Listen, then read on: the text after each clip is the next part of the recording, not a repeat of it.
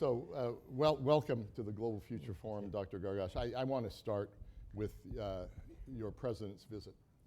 Ahead of the trip, you were quoted as saying that you were moving into a geoeconomic phase. Yeah. I hope you can talk about that. Expanding partnership to new frontiers, such as artificial intelligence. That doesn't change our security relationship. In fact, there was also an announcement by the White House of a major defense partnership, and you're the second country to receive that after India. So talk to us about the trip and what you think it established and where the state of the bilateral relationship is. Well, I want to start, first of all, thanking you for the opportunity. I'm not sure I'll be as exciting as the Korean rapper, but but I'll try to play second fiddle. I'm happy with that. I think to start with, I have to say that our relationship with the United States is our most important strategic relationship. So I think we start from that point. For us, as I always say, this is a 360-degree relationship, which means it's not a relationship only in defense or security. But if you look, we have 1 million Americans visiting the UAE every year, and this is a huge number. We have 50,000 Americans living in the UAE, so we have quite a large community. And then you have, the symbols of, let's say, America's prowess in terms of places like the Cleveland Clinic, or students coming to pursue their higher education in the United States. So this is a 360-degree relationship. I think also America is the country of innovation. And I mean, we've seen recently, let's just remember a few years ago, we all used to use Nokia phones. And now it's, you see Apple phones everywhere. And that, I think, is just a simple where the consumer really realizes how innovative America is. I think in the last few years, the UAE has been one of the first hydrocarbon economies that understands that with climate change, you're really coming to what I would call the autumn or fall of oil, etc. So we are diversifying our economy. Part of that diversification is really this visit. And this visit is basically to emphasize what we have been doing with the private sector in the United States and continuing to do, which is basically to invest and to be a partner in what is going on right now in terms of technology, especially AI, cloud computing, and so on and so forth. For us, I think this is a major bet on diversification. The UAE, compared to many other hydrocarbon economies, has diversified and continued to diversify its economy over many years into tourism and other areas. But this is a new bet really on technology. I think in many ways we are saying, although we're not a large country, but we can't just be bystanders to what's happening in space, to what's happening in nuclear energy for electricity, and so on and so forth. So you see us really taking what I would call calculated decisions on basically introducing technology into our sort of economic mix. So the visit, I would say, is foremost about our economy, about diversification in terms of technology, and especially AI, and understanding also that our strategic partner for many years on issues of defense and security is also our strategic partner on prosperity and the future. So the visit is more or less framed in those terms. So I was speaking to a senior official of the UAE last week about AI, and a metaphor was made that the AI, and I may not get this exactly right, is sort of the oil of the information future and the data future, that it will have that level of impact, and therefore, of course, one wants to navigate it. But navigating it's obviously different than than having fossil fuels in the ground or solar energy.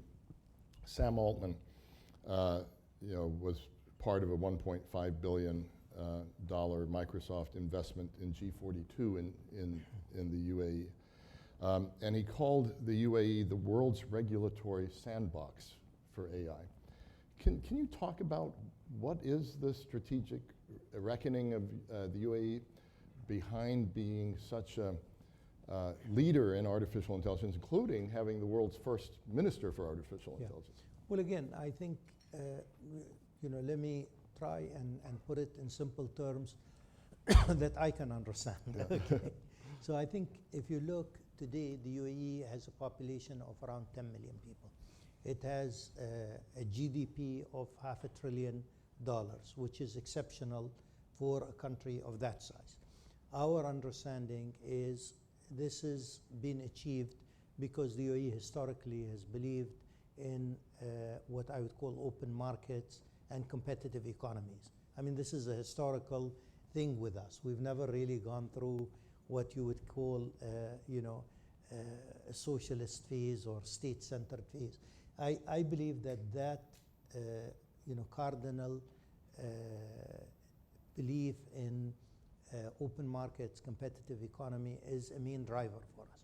So if we look at that, we understand that if we want to grow our economy, especially with the realization that the oil age is really coming to an end eventually, then we cannot really come and supplement that kind of income, etc., from your traditional pools of an economy. You can't grow tourism 500 times, for example. Yeah. You can't grow trade 500 times. So clearly, one of the challenges is to try and plug into what is going on in various technological spheres. So clearly, for example, our investment in civilian nuclear energy, which we signed with the United States, the 123 agreement a long time, which doesn't allow us to enrich uranium, etc. Today, we have huge capacity in electricity because of that investment. So I think taking the same sort of theory, the idea basically, the world is really changing with these technological breakthroughs. You either are out and you're just a consumer of these changes in technological theory, or you are a partner. And I think also at the same time, what you have, I was thinking, about this a few weeks ago, and number one, we have the capability to invest, which is extremely important because a lot of these investments require partnerships and require also capacity to invest. I think number two, in many of our people who are in leadership position, they understand AI. So for them, it's not, let's say, a blind investment, but this is something that they are passionate about and they understand it. And then again, you've got also our, let's say, capacity in terms of electricity, etc., which are extremely important to fuel all these developments. But I think the strategic goal is very clear. The strategic goal is, number one, is we don't want to be left behind on something that is shaping tomorrow's world. And the other thing I think that is also equally important is to try also to diversify our economy. We've done a good job over the last 50 years, as I said, from a desert and sea place that has no pyramids, that has no Machu Picchu, that has no Eiffel Tower or the Alps or whatever. We've created a tourism industry, really from nothing. So clearly, this is with the same, I would say, can-do attitude. We are trying to be a partner in these things. I think on the other hand, the government in the United States, the private sector here, also sees a capable Middle Eastern partner. Mm-hmm. This is not something where somebody is just willing to invest. But this is somebody that's been truly tested for 4 or 5 decades in difficult situations, to do with security, to do with terrorism, to do with investment, to do with oil, to do with this and that. So clearly, I think this cements the future relationship. Thank you. So I want to get to the regional situation, but let's talk first a little bit about China. I've never known the United Arab Emirates as a place that thinks about the world in zero-sum categories, and that's been one of your great strengths. China's a big economic partner of yours, and the U.S. conditionality on this level of technology relationship is zero-sum.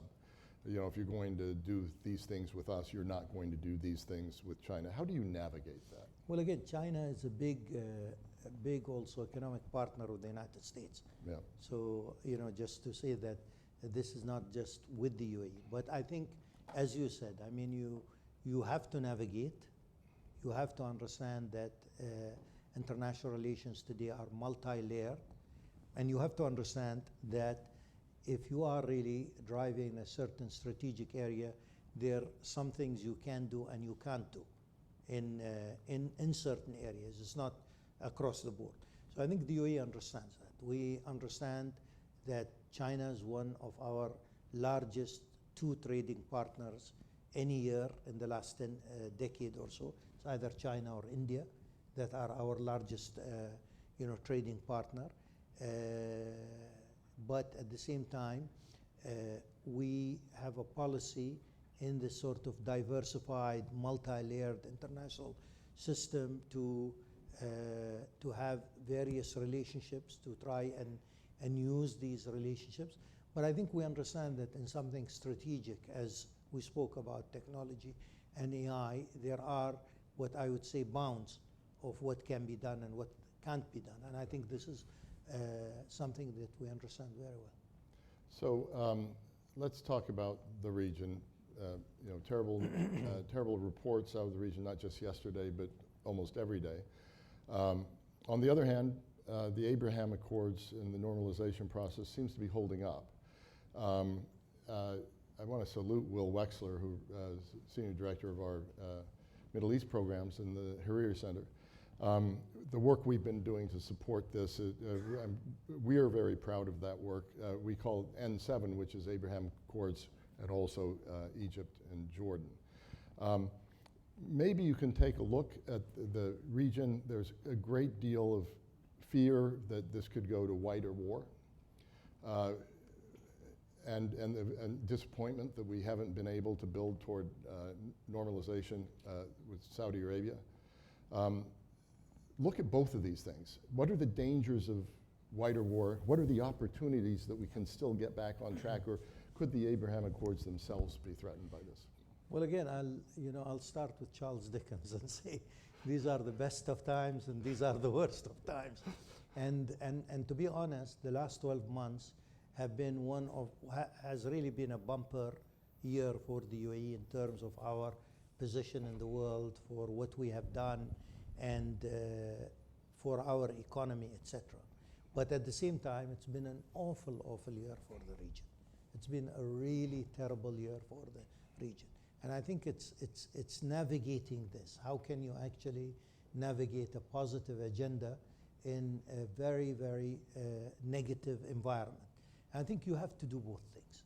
You've got to do both things. I think one of the problems that we have today is on both sides, on the Israeli side, and definitely with parties like Hezbollah and Hamas, the locomotive of the future of the Middle East is being pulled by the most extremist parties on both sides, unfortunately. And I think it is extremely important for countries like the UAE, for other countries, Israel, other Arab countries, to try and understand that the future is in the center. The future is in the center. So what we are really seeing today is we're seeing an escalation. And the problem that we have also seen, Fred, in previous wars in the region, there are no conclusive wars, really. The Iraq war was not conclusive, Afghanistan was not conclusive, the various confrontations between Israel and Hezbollah have not been conclusive. So the problem is, the priority is really to de-escalate. The priority is to de-escalate in Gaza, the priority is to de-escalate in the West Bank, and definitely the priority is to de-escalate in Lebanon. This is a region today that is being pulled by maximalist demands, maximalist policies on both sides, on Israel's side and on parties that are affiliated with Iran, whether they are Hamas or Hezbollah. And we've got, again, you mentioned the Abrahamic Accords, and the Abrahamic Accords is really a symbol of what I would call moderation, what can be done. It's a symbol of realism, of what the region needs. So I would say that our starting point really is basically dealing with the fire. A house is on fire. Before you say how you're going to reconstruct it, you need to put the fire down. And I think this is what we need to do. Our calls are for de-escalation in Gaza, for de-escalation in Lebanon. And I think beyond that, then we go into the more serious issues. A lot of people, for example, today are saying that the two-state solution is not doable, but there is no alternative. So what is the alternative here? So clearly, we need to breathe a new life here. In my opinion, a lot of people are saying, public opinion in Israel today is completely against the two-state solution. But look at also public opinion on the Palestinian and Israeli and Lebanese and other side. It's also completely against the two-state solution. So should we accept really, public opinion that emerges out of conflict? I don't think public opinion that emerges out of conflict is one that should dictate to the future. Yep. So from that perspective, the Abrahamic Accords remains to us a strategic choice. Yep. And sometimes with these strategic choices, they are the right way ahead. Of course, they'll get, they're like a long flight that takes hours. You will go through some turbulence. And definitely that is going through some turbulence. But the premise is right. The premise is we need to negotiate, we need to find solutions, we need to stay away from maximalist views, we need to find ways where Israel can be secure and the Palestinians also will have the dignity of having that state. And I think it's incumbent on us as people who are in the middle, as people who are, I would say, a little bit removed in order for us to give an objective view to come and emphasize that. Yeah, so we're running out of time, but let me ask a final double-barreled question. The first is, the work we're doing on the N7 Abraham Accords with the Talpins Foundation has always had a vision that goes further into the future, where we come from the Atlantic relationship. We know what happened in World War II in Europe, but now we're seeing NATO, we're seeing the European Union, we're seeing enemies that are in the same institutions together. Could N7 Abraham Accords go in that kind of direction? A regional, of course, nothing's precise, but a regional equivalent of economic and security arrangement. And then the second part of this is, what role would you like the U.S. to play in that? It would be improper for me to ask you who you want to win the November elections and what difference. So I'm not going to do that. But what do you expect from the United States and a new American president? Well, I think the first part is we need a consistent American foreign policy. For us who are not Americans, I don't think for us who wins, I think that is the choice of Americans to make. But what we want as partners, strategic partners, countries that have a lot of affinity for the United States. I personally studied here for many, many years. We want that U.S. engagement to remain, no matter who wins. I think that is the important, the consistency of an important partner. It's the inconsistency that I think is a problem, not who wins and who doesn't win. I think the second thing is with the Abrahamic Accords, we are in a unique position where today we are an Arab country, but we're speaking to all, the whole array or spectrum of Israeli politicians, from the right to the center to the left. I mean, you have to, you don't have Rolodexes anymore, but you have to see the Rolodex of our foreign minister, really, and his ability to really speak across the spectrum. And I think this is valued because even in the height of battle, beyond that, they will come back and they will come and ask, how do you see things? What can we do? And so on and so forth. So we are there in order to, support also the long-term view. I think the agenda in the region has been hijacked by extremists on both sides. And I don't want to, equate both parties here, but I'm saying just the agenda here has been hijacked by both. And I think it is our job, UAE and other countries and the United States and US leadership is extremely important from that perspective to come back really and bring this agenda to the center. And I think we've got we've got many things through the Abrahamic Accords that we can actually employ that. We took strategic decisions at the height and in the current circumstances, which is the biggest challenge to the Abrahamic Accords. They remain, they're still there. And I think they will be even more stronger and will be, let's say, a springboard for greater cooperation. I'm very, positive about these accords. And we do have to end now, but a vision for a security institution, economic institution that would include Israel and members of the... Well, I think many of these things were happening. Yeah. I think, again, you see through the Negev dialogue, through the I2U2, through various things, the size of trade today between the UAE and Israel, which I understand from the Israeli ambassador is around $3 to $4 billion. All these things are there. Yeah. And I think these are things that we need to do. But first and foremost, as I said, we've got to extinguish the fire that is burning the house. And that, I think, is our priority. Thank you. Dr. Gargash, thank you for the conversation. Thank you. Thank you. Thank you.